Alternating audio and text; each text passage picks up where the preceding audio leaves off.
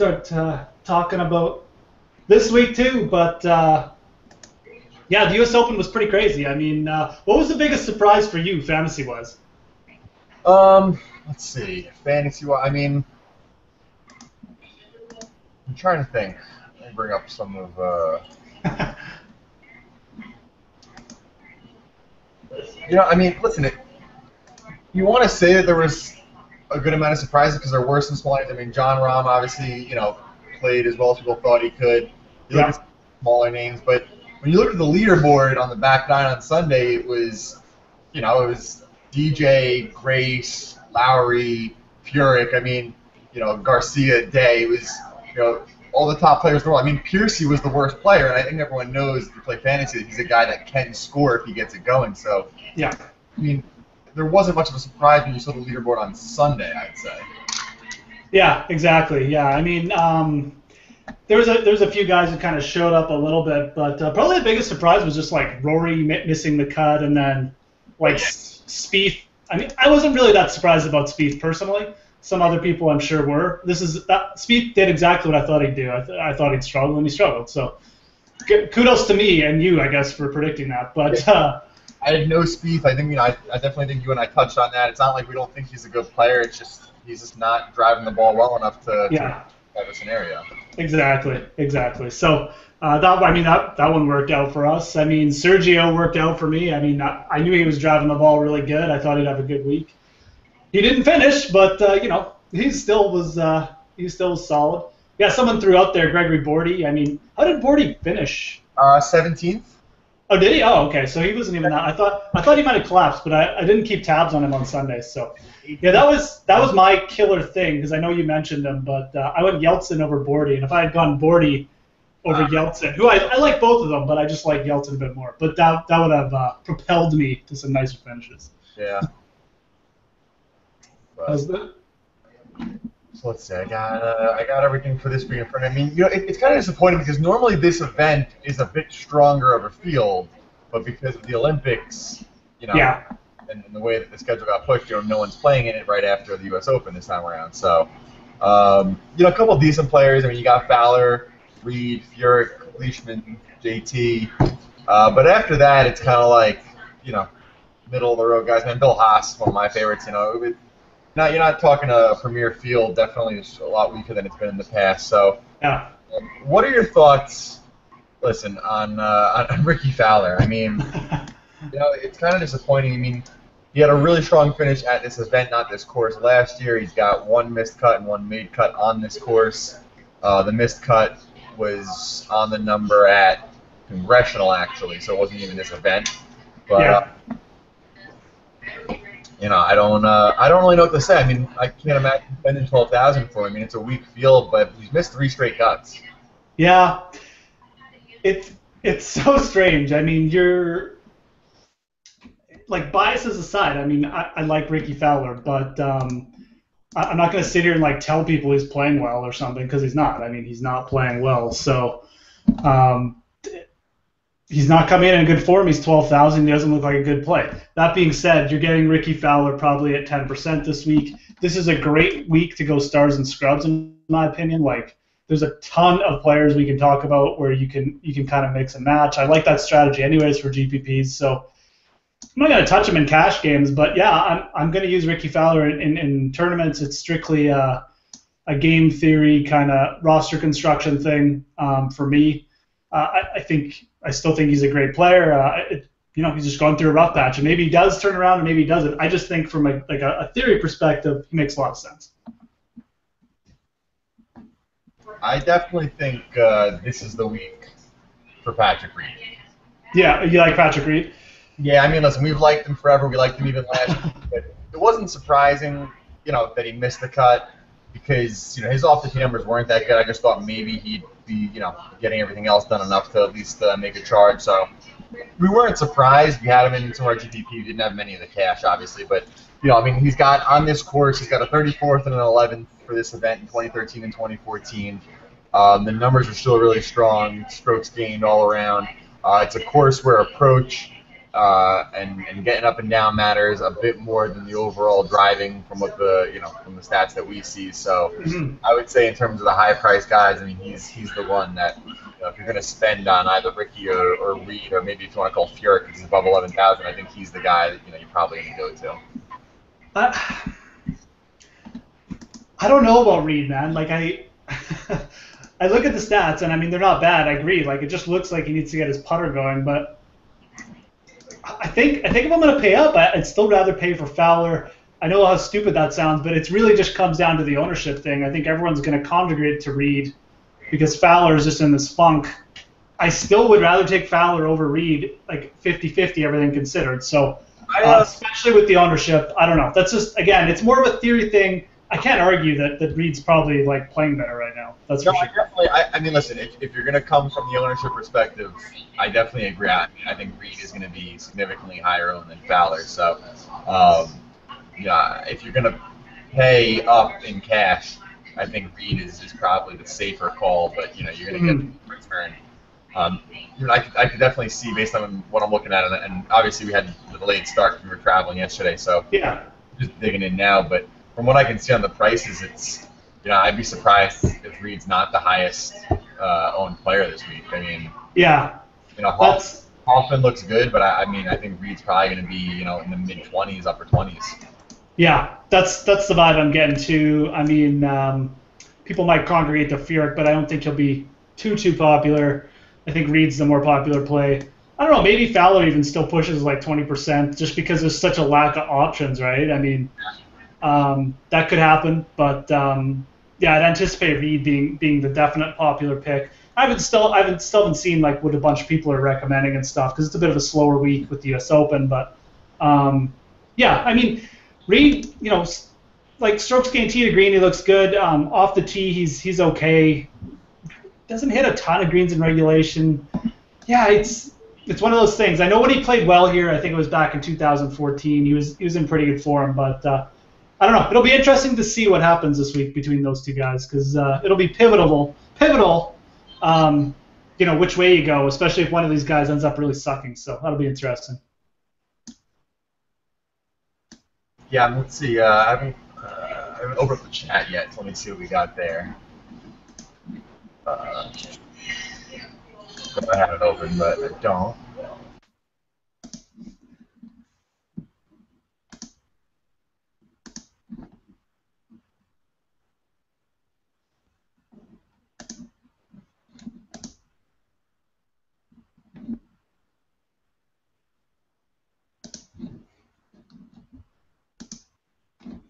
We might have lost Steve for a sec, but no, I'm on here. I'm just looking up. Oh, you're on.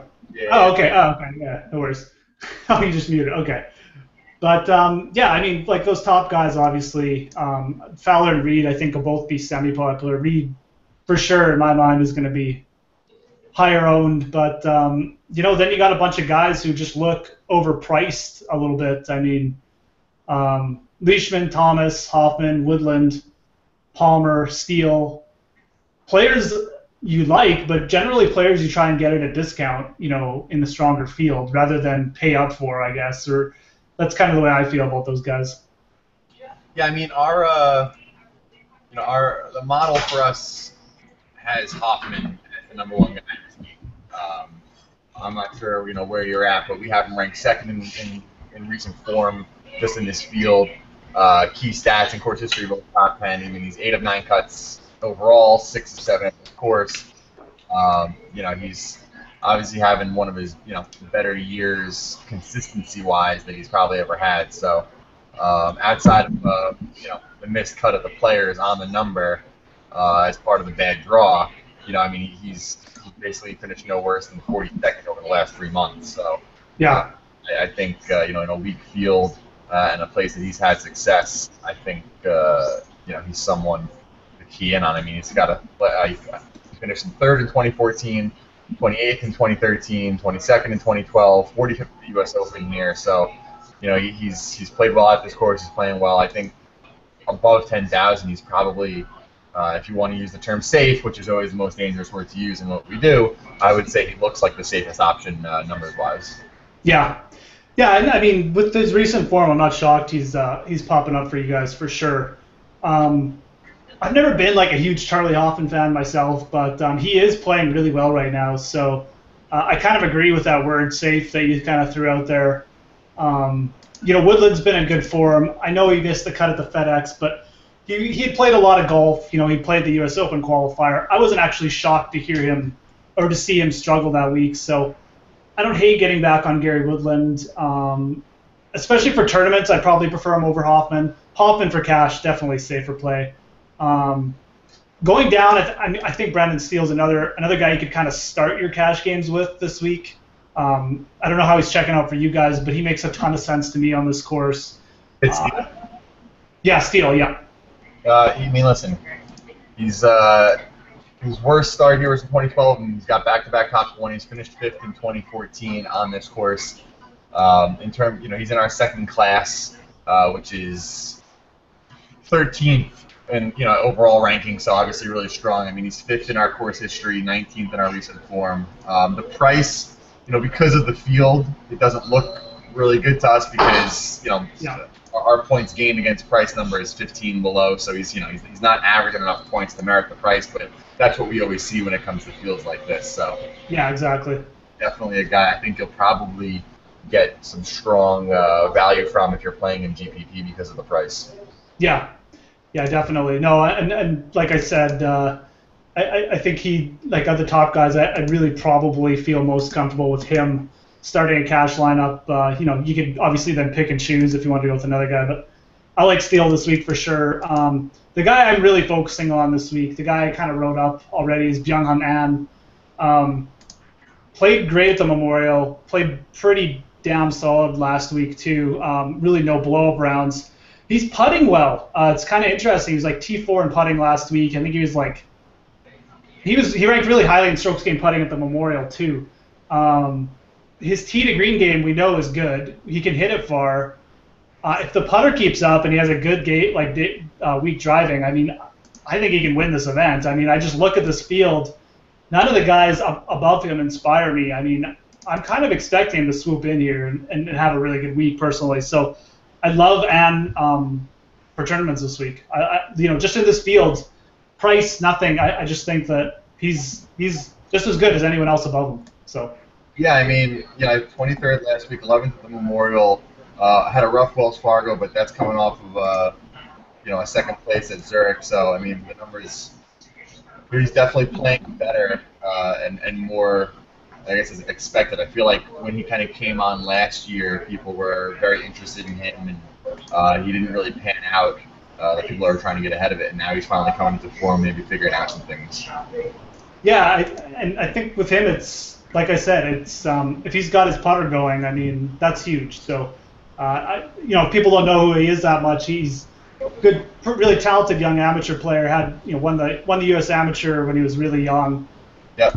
Kind of played over in Europe for a few years. Won a huge event last year. Won the BMW PGA Championship at Wentworth, and he won by like 6 strokes. So that's huge because it's not an easy course, and it's a quality field. So I mean, he absolutely destroyed it. If he gets, it just shows you what he can do, anyways. So I really like him at that price, anyways. I'm like all in on him this week, for sure. Because I don't think he's going to be heavily owned either. I mean, I just don't think people use Byung-Hun An that much. So He definitely would not be heavily owned, that's for sure. Let's see, who else? I hate when this happens because he always burns me, but Palmer's up there for us. Does he? Yeah, I mean, listen, he's 6 or 7 cuts. The highest we were on him, of course, is the one time he did miss the cut. So 5 or 7 on this course. I mean, the key stats are really strong for for what we developed. And I don't know what you're seeing, but for us, we're looking at obviously, we have always have a bit of strokes gained putting, strokes gained tee to green in there, but the strokes gained approach number was showing up a lot this week. Proximity from greater than 200 was showing up. So a lot of approach-related stats were showing up in terms of the correlation and regression analysis that we were doing. So I'm not sure where you are on that, but he showed. So Yeah, no, I mean, like the longer approach stats definitely make sense this week. I mean, the par fours here are like brutal. I mean, the 18th is like 515 yards or something. So just to give you an idea. So I mean, a guy like Palmer can definitely not shocked if he's showing up with that. That's kind of his game for sure. I'm not sure what his record is at this event. I feel like I just sort of Palmer? yeah, I kind of glossed over him this week. I didn't quite. It's like it's a bunch of decent to average starts. I mean, Is it okay? yeah, 2014 was 55th, 2013 was 34th. Then 2012 he was 15th in the U.S. Open. He was 21st. 2009 was 20th. So I mean, kind of average. I mean, back in 07 and 08 he missed the cut, but since then he's made the cut on this course the last 5 times he's played it. Yeah, that's pretty strong actually. I mean, that's interesting. He's another guy. I mean, he won't be highly owned. I mean, I think Palmer and Ann are that's kind of interesting. I mean, I think people will definitely gravitate towards Hoffman as a safer play. People like using JT regardless. Him. I mean, we haven't even talked about Mark Leishman. I guess we should talk about him a bit. I mean. Yeah. I like the course history a lot with him. I mean, he put in 3 really good rounds last week. He just had a 77 on Saturday, or he would have been there. We would have been watching him on Sunday all day. So I bet him. I think I 25-1. I saw him on Saturday, and I was like, that's the best value on the board live on now. And I threw money on him, and then he burned me with the 77. I was like, yeah, bogeyed like 5 holes in a row to start his round. I know. Yeah. Brutal. What are you doing, Mark? Like, seriously. But I like him this week. I mean, look, he's got a nice record. Like, talking about guys with good course history, Leishman's 8th miscut, 32nd, 51. So, I mean, I like to compare this course a little bit to Riviera. It's got long par 4s. It's got some rough and stuff. Like, it's a long par 71. Leishman was 5th there this year. We know he can handle a tougher course. So, good par 4 scoring, like great around the greens. Like you were talking about, the greens can be a little tricky here. Just another week where you won't be shocked if you see Leishman show up. The only thing you hate is the price. So I don't know if you can fit him into cash games, but tournaments I'll have some Leishman exposure. I figure more people go like Furyk and Thomas, so you're probably going to get a low ownership too. Yeah, I would think so. I mean, listen, I've never seen a week where I thought Leishman was overowned. That's the thing. That's why we keep talking about him every single week. So. Yeah. Even when he gets talked about, he's still not that chalky. So. Let's see. Who else? Interesting. And one thing about Tony Finau, he's never played her before, but he's showing up really strong for the key stats. He's a guy that I've always, made the argument that I'll give him a look when he's on bent grass, just because that's where his splits have always been. Right. I don't know if you have any. No, I mean. Finau, I really like Sung Yeo No this week too. That's the only reason why I might not have much Finau exposure. But like if Sung Yeo No wasn't in this tournament, I'd probably be all over Finau this week. Actually, I like Jason Kokrak at that range too. So there's 3 guys right there. But Finau makes a ton of sense. I mean, he's big off the tee. He's good from those like key stat ranges, like you said. The bent grass, it's generally been in his favor. I think there was even something else about him I liked this week that I can't remember. But, I mean, he finished well at the Memorial, too. I think that was it. So, I mean, again, another tricky, tough course. I mean, this guy can handle a course like this. He's in pretty good form. I know he missed the cut last week, but he's rested. So, I like it this week. I mean, again, just a talented guy. In this field, I mean, he could easily be the same price as Brandon Steele, and I wouldn't really blink an eye. So you're getting a discount on him, too. He looks like good value. And just to give you an idea, as I look through the rankings that we have, I always talk about that unbiased approach with the model. Ricky Fowler comes out ranked 35th. I mean, listen, I know in my mind that he's higher than that, but like I said, I like to use just the data approach and see where he comes out. So that's always interesting to me. So is 35th just in your model? Yeah. Yeah. I mean, it's part of that's probably price dependent, eh? Just because of his price, or a little bit, but it's mostly recent form. Recent form, yeah. The key stats. Yeah. I mean, I'm not shocked to hear it. It's the guy's like not playing good golf. I mean, it's not just like one thing. It's like he was complaining about his putter coming in, but like he's not hitting fairways. He's like muffing chips like a donkey. Like he's not doing anything well right now. So hey, look, he can turn it around anytime. But it's not just like he's struggling with one part of his game. It's kind of everything right now. He just mentally looks kind of out of it. So I don't know. It's very strange. But like I said, for me, Fowler's pure GPP. I just like him from the game theory side of it. But other than that, I'm not going to talk him up or anything because it's just a pure game theory idea for me. So a couple questions here. Yeah, I was just looking through that. I mean, I definitely like Lovemark. Yep. He played one event here, average finish, but listen, he's still young. Playing really well this year. Like the question mentioned, weak field. I think this is a spot he can do well. I mean, what was the the event he was in the playoff? It was it was another weaker field. I mean, he's definitely able right now. And he's having his breakout year for a young player. So I can definitely get behind him in that range. Yeah, exactly. I mean, he's big off the tee too. I mean, the length is only going to help him here. He's just a solid driver of the golf ball, and I mean, really, like his around the green stats, I don't think are a lot bad either. Like he putts a lot better than people realize. That's kind of why he's been in contention a couple times this year. So I like him this week. I mean, 8,200. Another guy like he could be $9,000 in this field, and I wouldn't really blink an eye. But he's he hasn't top 10 in a while, so he's 8,200. I love it. I love Lovemark. I think he's good value. I'll take him over Howell and Summerhays for sure. I liked Summerhays when he was like 6,200 last week. I hate him at 8,100 this week. I really like Jason Kokrak this week too, though. Great U.S. Open for him. The length is going to help him. The thing about Kokrak too is rough proximity. I think is something you can kind of look at this week. The rough's generally a little thicker here.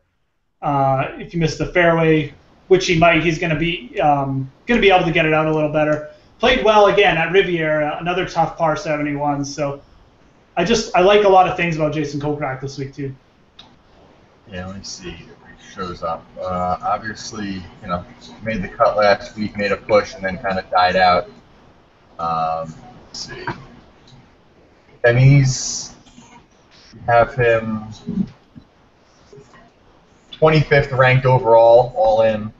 Had a really strong, finish here last. What year was it? 2014 or 13 maybe. I can't remember. Yeah. Like T3 one year, wasn't he? Yeah, he finished third in 2013. Yeah, so 98 DraftKings points that year. So obviously, had success. I mean, it seems like he's in form. The key stats, we have him ranked 8th. So all the numbers that are adding up for us, I can definitely get behind him at that price. Yeah. Yeah, and I mean, it kind of reminds me of Lovemark. Just a bigger guy is going to be able to handle the rough, the longer approaches, and he can putt. I mean, when he's on, his putter's on, he can sink some putts. So he's streaky. I'd probably trust Lovemark over him in cash games, or even Sungyeol Mo over him in cash games. But tons of upside for GPPs for sure. Are you guys on Sungyeol Mo? Is he showing up? He's been in good recent form. Like his stats at the FedEx were great. I mean, overall we have him ranked 31st, so not terrible. But at 8,400, listen, he's got some course history. He's played there 4 times, made the cut 3 times. He's playing well, as of late for the most part. I mean, in that range, there's only a couple guys that I would say statistically look stronger than him. Price range, so I can definitely see why you're feeling that. And listen, there's no chance he's owned more than like 5%. Crush the ownership when it comes to Sungyeol Mo. So yeah, with the price, and I mean his only problem seems to be getting off the tee. So like the putter's he's been ranking highly in strokes gained putting last few tournaments. His short game's been really good this year. Approach game has been really good this year, like recently too. He has a good week with the driver. Just another guy. Like I won't be shocked if he wins. I mean, I really won't be. He's trending well. So I like this range a lot. I like No, Kokrak, Lovemark, Finau you kind of brought up.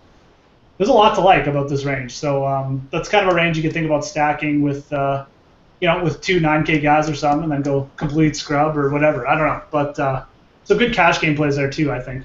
Yeah, and just to follow up on that question in there, Hadwin, I was going to mention he is the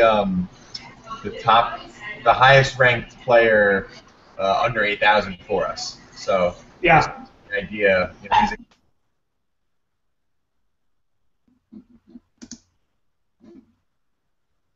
So I think, let me see, yeah, 7,500 for him. Where'd he go? Yeah, 7,500. I mean, 7 of 8 cuts. Made his only cut here. The value definitely seems to be there. 15 key stat ranks for us. So, yeah, I mean, listen, he's putting lights out. So that's one of the things that did pop up a little more this week. I mean, obviously putting matters every week, so we always include it, but we gave it a little extra weight this week. I mean, I'm probably going to have a significant amount of Hadwin ownership. Yeah. Yeah, I like it. I mean, I like seeing Chris Kirk up at 7,800. Like, I don't hate him, but Have we ever hated Kirk? yeah, exactly. just at that price in this field, it's just it's mind-boggling, right? So, but other than him, I mean, Hadwin is the guy who's sticking out to me in this range too. So, again, like if he has a good week with the driver, same kind of thing as Sung Yeo No. Like, don't be shocked with the way he's playing the other facets of his game. If he's up there at the end. So, I like it too. Yeah, makes sense to me. And I mean, these guys are. It's kind of narrative, but like these guys are coming in rested too. I mean, it's not exactly easy playing 4 rounds at a U.S. Open, like long rounds too. So, there's a little bit of merit into thinking like that, targeting guys who are coming off rest. So, definitely doesn't hurt, but yeah, something to think about. Want to talk? I mean, listen, when you have a weak field like this, there's definitely guys low in price that probably have a better chance of popping up than they would in, say, a stronger field. So, one like super scrub, under 7, even under 6,000 that has popped up, I'm about to filter it all out to show that. So, yeah, exactly. We'll get down to those lower guys in a sec too, because there's some good targets down there this week. This is just the field's so weak and it's smaller, so definitely some price you can take advantage of. I look at a guy like Tim Wilkinson who, made the cut at the Open, which was strong for his price, and he's been playing extremely well. I'm surprised that his price is that low. I mean, he's 4th for us in points gained against price, meaning he's showing up as one of the best values in the field overall. Yeah. I mean, I was kind of surprised to see his price too. I thought it'd be like 7K in this field. So, the only thing I worry really with it all Wilkinson is, like I said, he's played a lot of golf. He had to qualify. He played the FedEx. Yep. Then he played the U.S. Open. So is he running out of gas? I don't know. But if you want to factor that in, I guess it's a negative on him. But price-wise, yeah, makes a lot of sense. Sung Kang played really well last week. Kind of interesting. Top 20 at the Open. I don't think anyone expected that. So. He's only 6K. Like, he didn't see a price jump either. Yeah. I think he's interesting. I don't hate Ricky Barnes this week. The course history is really good. I like the way Barnes usually plays these courses well. These U.S. Open setups. He's played well, like Bethpage Black and stuff like that. So I don't hate that either. I mean, but there's definitely some guys down here we can talk about for sure. We also have Chris Stroud up there.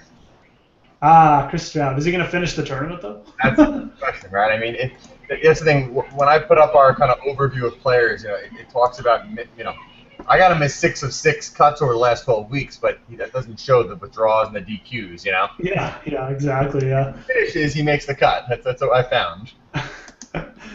Yeah, if he makes the cut, he's like top 20, but if he withdraws, he gets 0. So, no, but yeah, I mean, I know you guys like Chris Stroud. I haven't used him this year just because, I don't know, week to week, he's like a mystery man to me. I mean, it's like, yeah. I look at a tournament, I expect him to play well, and he like withdraws.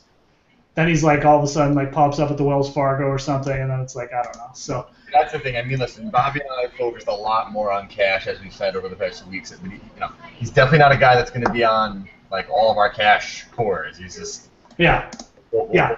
We'll throw him in there for a couple GP line there. In the weaker field, I mean, again, he's a guy who pops up for a top 20 here sometimes, so it makes sense, right?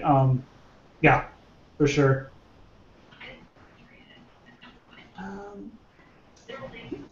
So yeah, I mean, like, you guys can use any John Ram. I mean, guy's like really good, isn't he? I mean, seriously, I know you probably don't have many stats on him, but I mean. Yeah, I mean, I don't have much in terms of the stats. Obviously, I have the finishes. Let me just I got to see. I put it on Periscope. I just randomly was walking back to the tent, and he hit a ball way right on. I was literally standing a couple feet from that, so that was cool to see. But yeah, the guy's pretty big. I don't know if he is. Yeah. He is a thick guy. He's kind of like got to be at least like 6'2", 6'3", but he looks like a strong guy.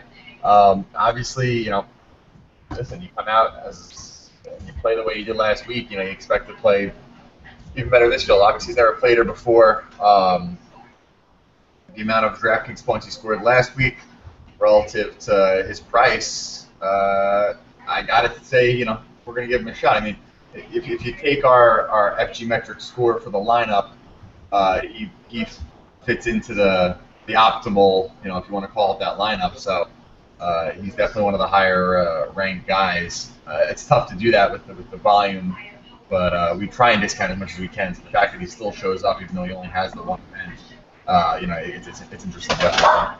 Yeah. No, I mean, I always a little like.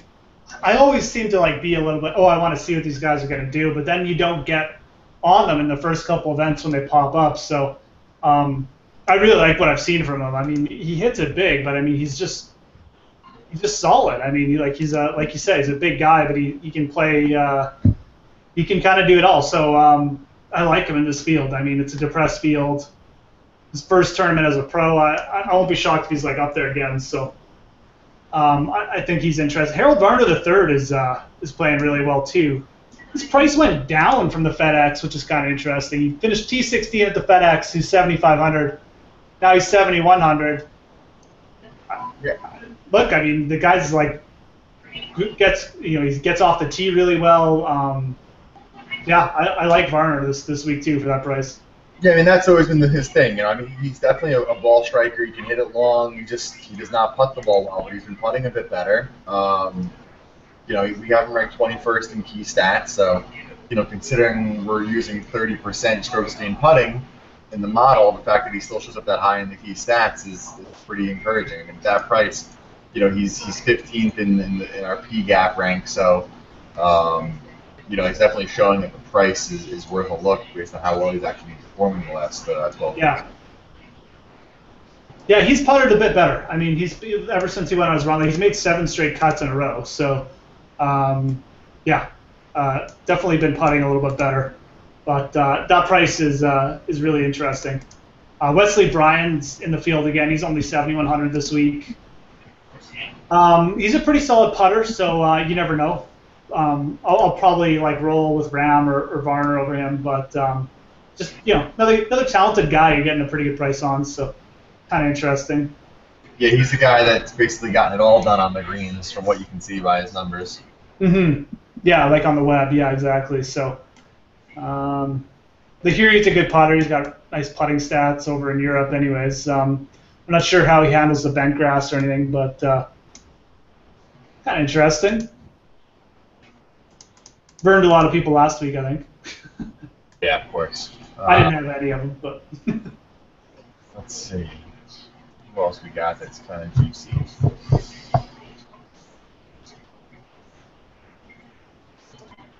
Right.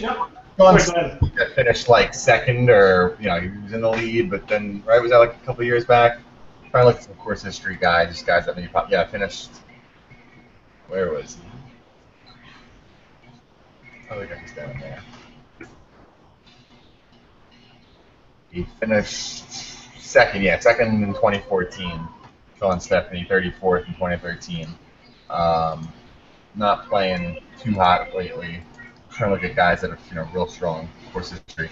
Rob Pampling, if you want to talk about super scrub, but a guy that has played well at this course. Yeah, that's true. Yeah. He hasn't played here since 2012, but he's never finished outside the top 20 at this course in 4 tries. So, well, probably more than 4, but I'm only going back 10 years. So, 19th in 2007, 3rd in 2008, 20th in 2009, and 22nd in 2012. So, listen, the form isn't extremely hot right now, but something about this course, he's obviously done well. Yeah, exactly. So, yeah, I mean, I kind of took a look at him. I like Nick Taylor at that price. Again, like I'm pretty sure he had good rough proximity stats. Gets off the tee pretty well.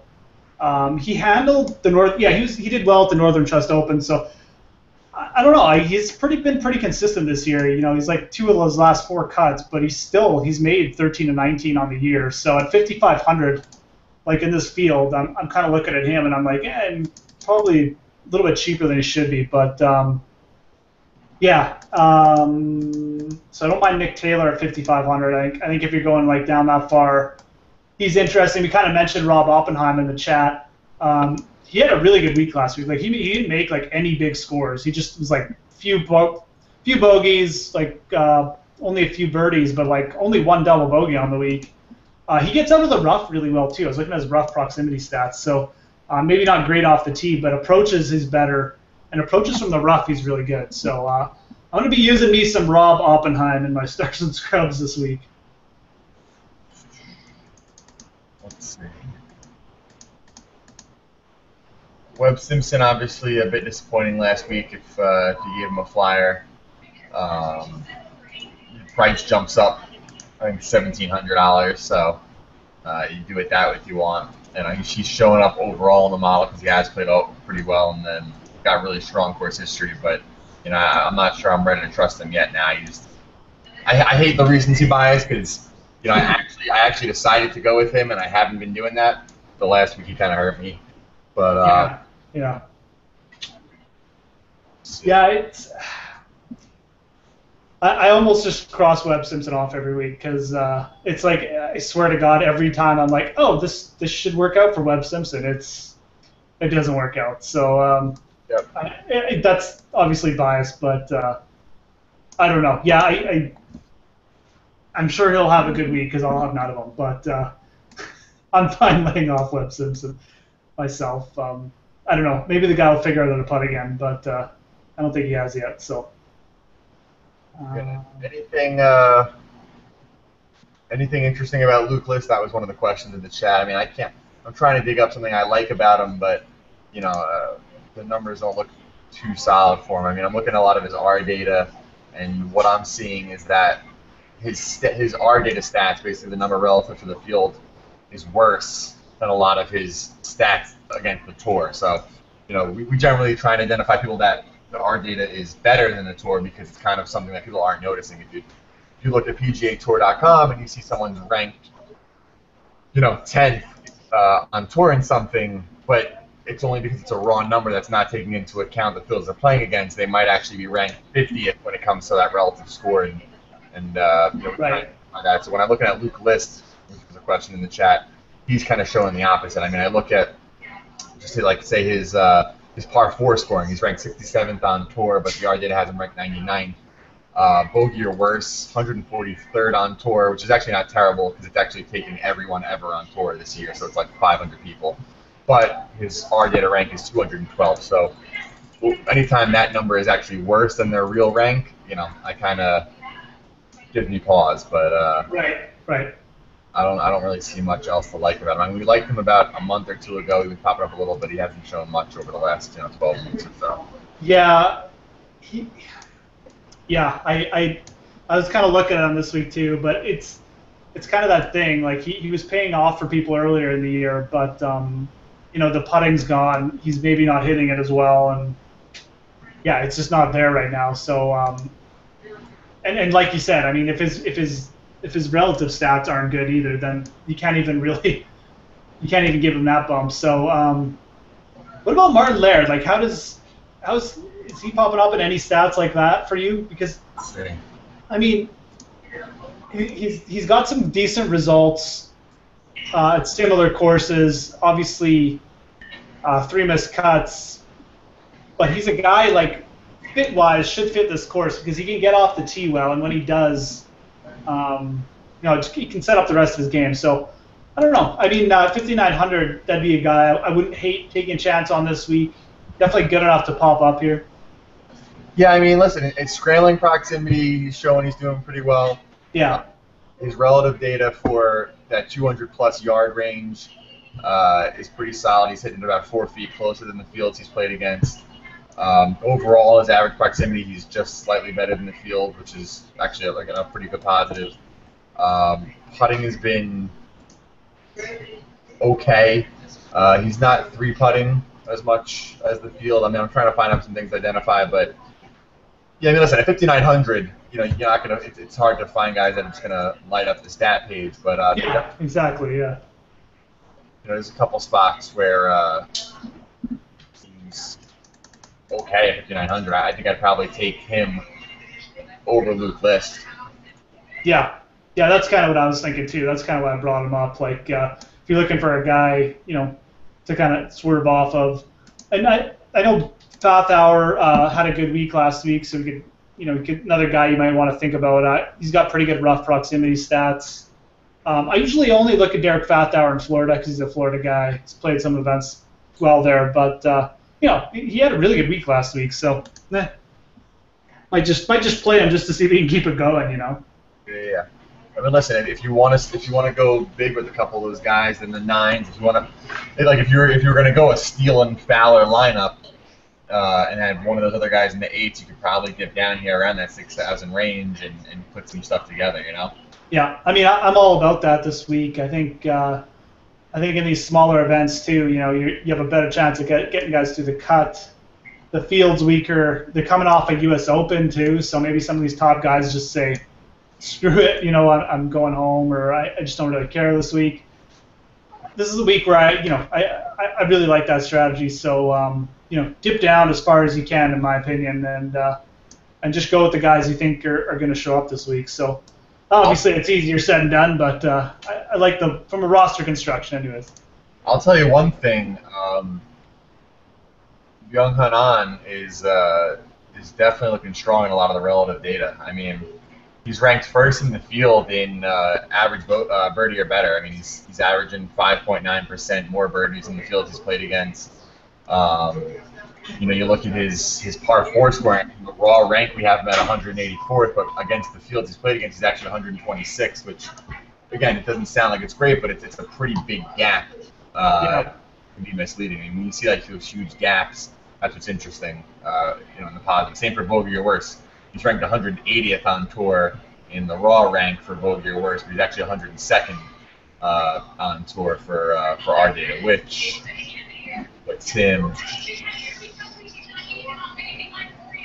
38th in the field in that category. So it doesn't sound like it's exciting, but when you have that be the case for a lot of stats, then it works. It's not like it's just one stat we're talking here. Yeah. No, and I'm not shocked to hear that. I mean, the guy's a quality player. If you just look at his raw stats, I think they're a little misleading right now. I think he kind of had a few missed cuts earlier in the year, didn't play that great, but obviously had the T2, and then the last couple of weeks, I'm telling you, he's been really, really good. So especially with that putter. So I love him this week. Like I said, he's a guy who could come in here and just win by multiple strokes. So yeah, I like it in this field for sure. I'm all over it. Trying to think if there's anyone else that I like that much that we haven't talked about here. I got one guy, and he's he actually shows up in our first class. Obviously coming up a really strong finish at the Open. We have him ranked first in recent form in the field, and that's Daniel Summerhays. Really? Yeah. Interesting. I like Summerhays. I mean, I do. I just, like I said, the price to me is ugh. At 8,100, if you look at his P gap, he's actually been averaging over the last 7 events 9.12 points more than the average person at 8,100. So Yeah, that's a lot. yeah, I mean, I ranked 7th in the field in that category. He's made 7 straight cuts. 2 of 3 on this course. Listen, 8,100 for Summerhays sounds like a lot. I mean, I think he got up to this price point earlier in the year when he was playing really well, and then he fell off, and now it's like he's come back. Not only is he making cuts, but he's finishing fairly strong. If you look at the event by event, he's got the 8th last week, and then he's got a long string of nothing worse than 51st over the last 3 months. Yeah. I had Summerhays pegged as a guy who was going to win this year early in the season, and like you said, he got off to a good start, and then he kind of drifted off, and then he just kind of did like his like T38 every week, or like a couple top 20s, and then he popped up last week. I mean, I kind of saw him at 60. I actually used him a bit last week. I just didn't go crazy with him because I wasn't quite sure. Like I thought he had the game to do well on Oakmont, but I wasn't quite sure, and I mean, he definitely proved me wrong, even though I used him. I should have gone all in on him, but yeah, it's another course where I can see it, like I really can. It's just, oh my God, that price, like I wish he was 7,100. I'd be so much over all in on Daniel Summerhays, but yeah, I mean, maybe as a cash game play, playing so well, I definitely get it for sure. Yeah, that's interesting. He's popping up that well, but. I'm not really shocked. Like, I'm looking at his results. He's made, 8 cuts in a row now or something? That's crazy. So, yeah. Good player, man. Like, seriously, he's a good all-around player. Like, I know he can putt really well, but it's, good from the sand and stuff, too. So, yeah. Yeah. Yeah, and he should be low-owned. That's another thing. Like, the last thing on him. But, I don't think anyone will play him. But, even coming off a big finish, no one's going to be like, oh, Daniel Summerhays, I gotta play him at 8,100. So yeah, tournaments, I'm on that for sure. I like it. Yeah, I mean Garrigus, another guy. I mean, he's at that price point. He's made 7 of 7 cuts on this course, 4 of 5 as of late. I mean, his average ownership over the last 12 weeks is 1.81%. A guy that's shown up really strong in course history. That's a pretty. If you get him at that point, I mean. Yeah. Garrigus is, oh man, I know I talked about him that one week where he was 6th, but he's kind of kept it going. He's all about tee to green because his putting sucks. He sucks. He's brutal. So, but when he's on tee to green, he's really on. He's T3. He T3'd at the U.S. Open here. So I mean. And he was 4th at this course, the year after. So obviously likes the layout. Good form. I don't know. I'm not going to pay up 8,000 for Robert Garrigus. I definitely take Summerhays. I'd probably take Streelman over him. Someone asked about Streelman. The only thing I don't like about Streelman is he tends to be a little streaky, but tee to green he's been really good the last 2 weeks. So I don't hate it, but I'm starting to like that Summerhays play a little more, so I'd probably take him over both those guys. Yeah, I think Summerhays will probably be a good chunk of, he'll be the one player this week that I'll use in both cash and GPP, I would think. Yeah, and I think that makes sense. I mean, you're getting such a solid player, such a solid putter too on a tough course. I mean, for cash games, I like that actually. The more I think about it, and then. GPP is, like I said, no one's playing Summerhays at 8,100. They're just not. So especially when Charles Howell's there and Lovemark, people still remember him from 2nd place. So yeah, I like it. The more I think about it, I like that call. So yeah, I mean Streelman. Do you guys have any info on Streelman this week? I just generally don't like Kevin Streelman, so I never research him. I don't know. Let me see here. I was just ranking, but I ranked it all by world golf ranking to see who popped up and who was kind of in a bad spot. Because obviously, we like to weigh ranking a little more when it comes to these weak fields. I just saw Justin Thomas way down in the model, even though he's one of the higher ranked players in the field. But as for Streels, let's see, kind of middle of the road for us. I mean, we have him ranked 40th to 42nd. He's 5 of 8 cuts, made 3 or 4 here. nothing really shows up. I mean, his worst aspect is key stats for us. The form is actually decent, but um, nothing inspiring. I mean, it's the same, considering it's the same price as Summer Hayes. Uh, I mean, listen, he's got back-to-back strong finishes, but they're coming off 3 straight missed cuts. So, I mean, I don't know if he's turned the corner. If that's the case, then maybe you get something there. Yeah. Yeah. The trend score rank for us, which is something we kind of put together to see how they're performing. Obviously, he's ranked 25th in the field in trend, which he has played well his last 2 events, so it is an upward trend. I just I don't know how long it's going to stay there. Yeah, I just can't see Kevin Streelman. He maybe gets a top 20. I don't know. I just, like I said, I don't really see it on this course for him, but maybe. I think I like the Summer Hayes play better. We talked about those other guys in between them, like Sungyeon Mo, Kokrak, Lovemark. Kokrak, no, maybe not. Definitely Kokrak, not for cash games, but yeah. Roberto Castro is another guy we should probably mention. This whole range is actually chock full of guys I really like now that I realize it. But Roberto Castro's been like 11th at the Memorial, 2nd at Wells Fargo. That wasn't too long ago. He loves this course. Like, he was T2 here or T3 or something. A guy who will keep it in the fairway off the tee for sure. He's not super long, but I'd feel much better about paying up for Roberto Castro than going with Kevin Streelman. He's in good form. Really well at the Memorial, so that's another guy I'll just throw out there. No, 1,000%. I mean, he's we expanded the first class. Usually we only do like 2 to 4 players. I mean, it's 6 players for us this week. It's Hoffman, Reed, Summer Hayes, Woodland, Palmer, and Castro. So Castro's actually at that group. We have 6 to 7 cuts, 3 of 3 on this course. I mean, we have him ranked 10th in recent form, 18th in key stats, 7th in course history. Definitely can get behind Castro. Yeah. I mean, again, like, you could kind of laugh at his price, but this is a talent. Like, he's a talented player. He could easily have like 2 wins on tour right now. He's come close a lot of times. So that upside especially is there. So I like that. Got at least 1 playoff loss, right? Maybe 2. I think he's got 2, and I know he's got like a couple other like top 5s for sure. Like, I know he came really close here. He's come close at Wells Fargo twice. Yeah.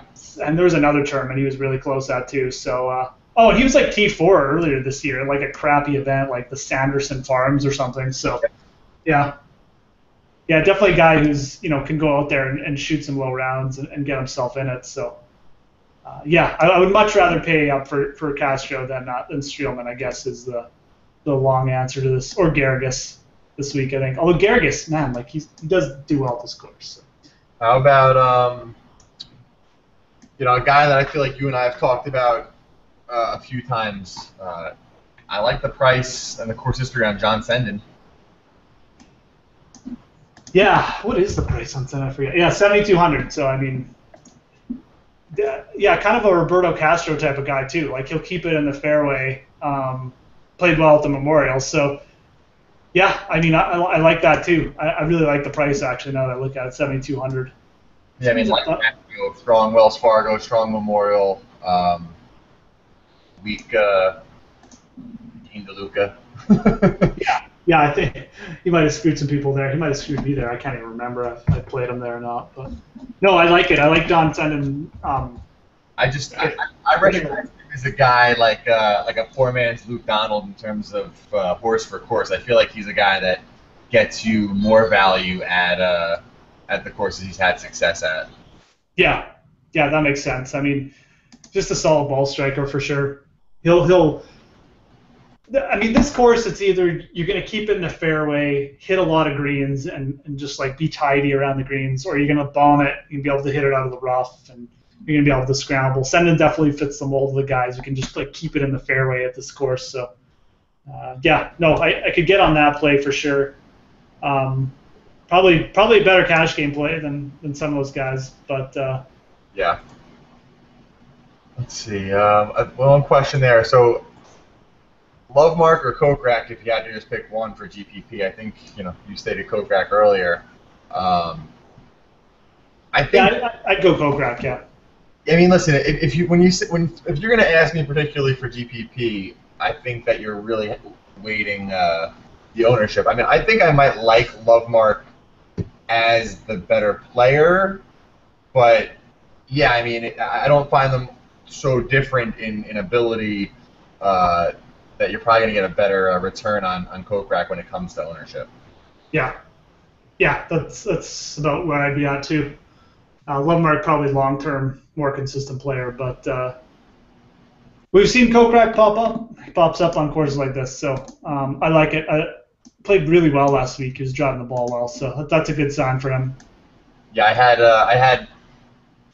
a parlay. I took Leishman over Kokrak in round 3. That screwed up the whole thing. And the thing is, Kokrak actually played poorly, but Leishman played so much worse that it cost me a couple $100. I hit every other part of it, but you know. I had I know last week I had bets on Leishman, Sergio, Westwood, and Bubba. So after round 1, I was looking good. After round 2, I was still looking good. I was like, I got Leishman, I got Westwood, I got Sergio still. Then Leishman fell off. Then Westwood was out of it, so I was hanging on for life. I got some top 6 money with Sergio, but yeah, Leishman let me down, man. I really thought he was gonna stay in until the end, but maybe this week with the Leishman. I feel like Leishman always gives you what you want in the big events, and then when you expect him to come into these crappy events is when he lets you down. Yeah, like he'll be like top 5 at the British Open, but he'll be like T50 for the next 3 tournaments for sure. That's probably what'll happen. So, whatever. Oh, man. I'll just keep playing them. Oh. I don't know. Anything else? Anyone else we have yet to mention? I mean, listen, I feel like this. Obviously, Bill Haas has had some success at this course. I don't know that he's playing extremely well as of late to warrant the price right now. I mean, we got him. He's the last person in our second class just because he is one of the top players in the world ranking for this field in a strong course history. But he's making cuts, but it's not like he's finishing really strong in a lot of these events. Trying to see who else. I mean, the highest ranked guy we have that's really a scrub, just in terms of the straight model, is Michael Kim. Okay, yeah, that makes sense. They're going to make cuts, no course history, but listen, you give me 5,800 guy that makes the cut, like I'll put him in every week. I don't care if he finishes 30th or 40th. Like 5,800, get me those four rounds worth of points. Yeah, no, absolutely. I mean, yeah, it's just make the cut and hopefully make a few birdies on the weekend and you pay off. So that's the whole idea. But yeah, I must have missed Michael Kim there because yeah, that's definitely makes a lot of sense. I know I talked about Fathauer, but yeah, Michael Kim's been bringing it all year. So 5,800 definitely got to throw him in the mix for stars and scrubs too. I think it's a great week for that. Anyways, to pick out some guys down there and really stack some of these guys we've been talking about because they're not all going to pay off, but I think there's some big weeks for some of these guys for sure. So yeah, I'm all about stacking this week for sure. I think that's all I got for this week. I mean, and there's definitely some things I feel like we identified, some strong values. Just not as much to be excited about. It's the kind of same thing as, right after the Masters, just kind of like, yeah, good players. Yeah, it's a good course, and that's exciting, but it's kind of like a hangover. Yeah, the good thing is, I mean, we got this event, we got the Bridgestone, which is a WGC, so it'll be a good field. It's kind of interesting. Then we got like the Greenbrier, which is whatever, and then I think it's the Open, isn't it? Yeah, you're gonna. It's a little different this year, but the schedule. And then the week after that, we have the Canadian Open. Yeah. Which sucks, but then you have the PGA Championship. So. Yeah. I mean. It's always. You love it. They stretch it out. You wait so long to get to the Masters, then you get a little bit of a wait until the U.S. Open, and then they just crush you with high-end events. Yeah. This year especially, it's like you said, like the Olympics are making everything condensed, but I don't know if DraftKings is going to have Olympic golf. I mean, I hope they do, but yeah, I don't know if there's any regulations on that or not. So, but if there is, that'll be awesome too. So, it's going to be a good summer, anyways. So. Yep. But yeah, have a good week, guys. Like we always say. I mean, you can always hit us up on Twitter. I'm at the Fantasy Grind. Steve is at FG Metrics, and fantasymetrics.com. If you haven't checked out his site, I suggest you do because it's pretty awesome. And yeah, have a good week.